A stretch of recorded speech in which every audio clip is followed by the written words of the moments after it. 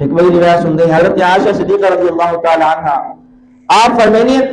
میں 15ویں شب شبان المعظم دی 15ویں شب حضور کو ڈٹھے، حضور سجدے وچ سر رکھی پہ، سجدے وچ سر رکھی پہ، طویل سجدہ کیتے حضور نے، دعا منگتے رہ گئے، ذکر اذکار کرندے رہ گئے،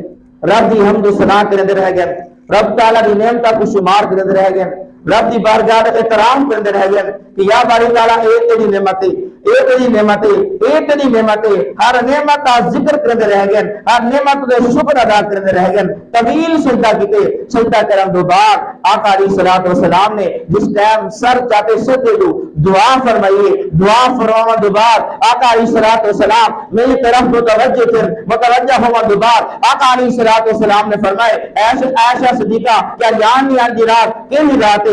عرض کی تھی اللہ رسول بہتر جاننے، آقا علیہ الصلوۃ والسلام نے فرمایا اے عائشہ آج دی رات اے جی رات ہے کہ جی رات رب تعالی بنو کل دی بکریاں دے والاں دی تعداد تو ود کے تیری امت کو بخش دے دے۔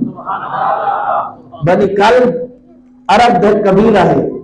اس ٹائم وہ قبیلے دے وچ بے شمار بکریاں ہیں، اتنا بکریاں جے تو پہاڑاں دے درمیان آ وجے تے ہر بکری دے جسم کتنا وال ہونا ہے